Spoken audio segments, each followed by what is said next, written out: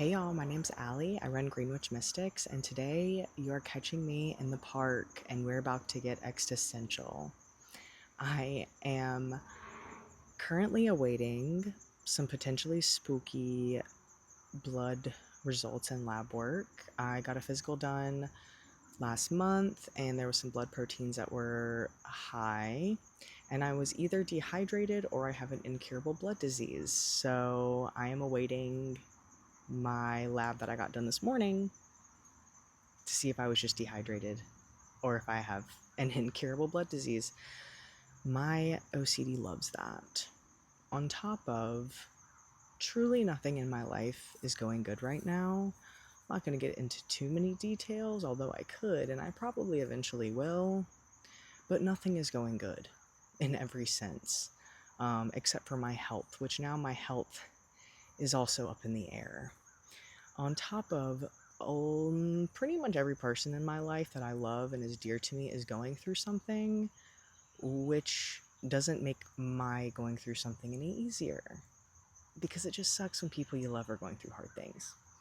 So a lot of loss, a lot of grief, lots of change, and lots of just sadness, which has made me surrender.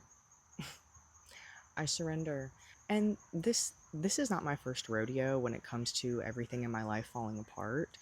And what I usually do is surrender. And it is the most freeing thing you can do, is surrender when life is falling apart. And when I say surrender, I'm sure there's some people that hear that and go, because they have church trauma. There's some people that go to church and say, I know what surrender means. And then there's some people that say, oh boy, I get to give up. No.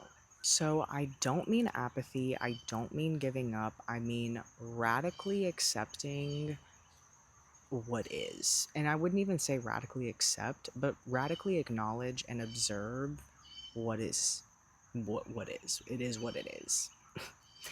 It is what it is in the most radical and loving way.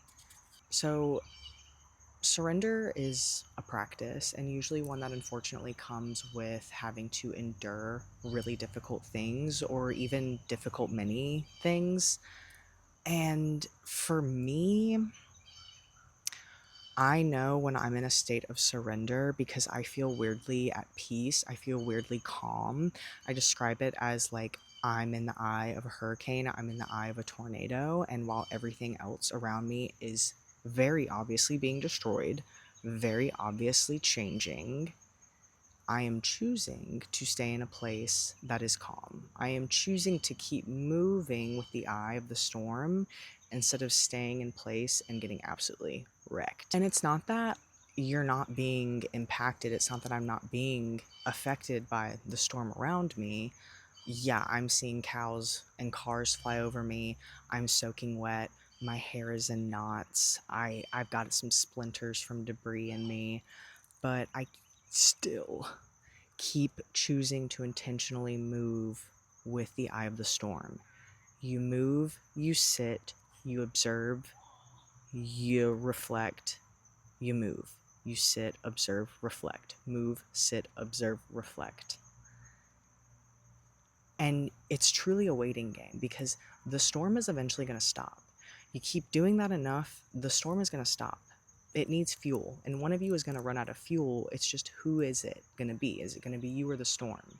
You want it to be you.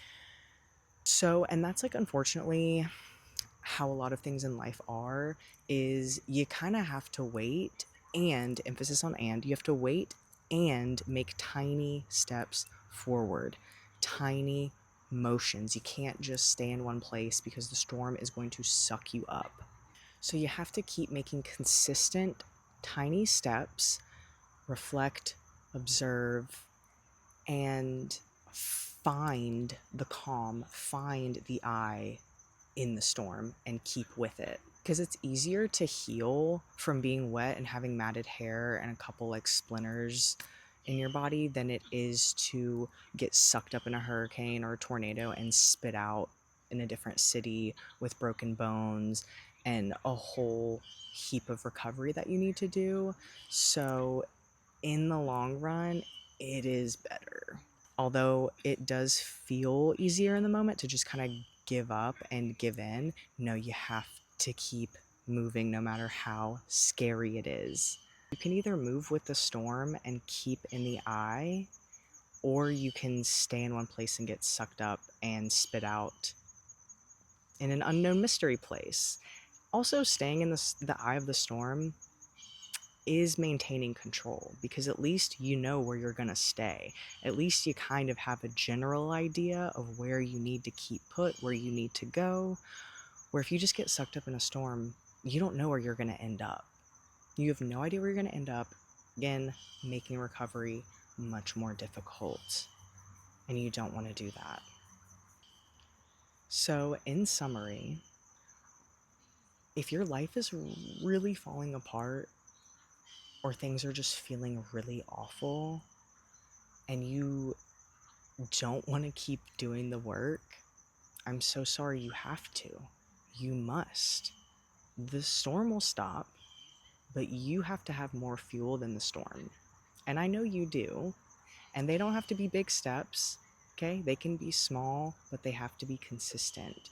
You cannot get sucked up and spit out from the storm. You can choose to stay in the eye and stay in the calm amongst the chaos. So set up a little picnic in the eye of the storm, surrender in the most loving way, okay? Don't be delusional about it.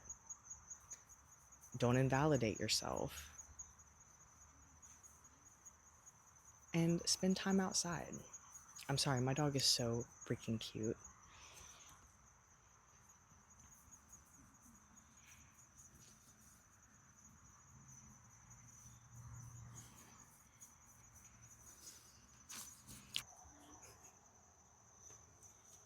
So you can either consistently keep moving with the eye of the hurricane, or stay in one place and get sucked up and see where it spits you out. But it's going to be a lot longer of a recovery than if you just accept what is and control what you can. And I know it sucks and it's super annoying to hear, but maybe my metaphor might paint it in a different way. Because again, this is not to say it's not going to suck and you're not going to be impacted by it, but you'll have a better way out, a better way through, and a better way to recover in the end. So that's all me and Cora have to say for the day. And I hope to come back with good health news so I can be there for people in my life that I love. And if not, that's okay. It's another thing that I will survive and surrender to. So I hope you guys have a great day. Get outside and enjoy the weather if it's nice. And I'll catch you next time. Bye.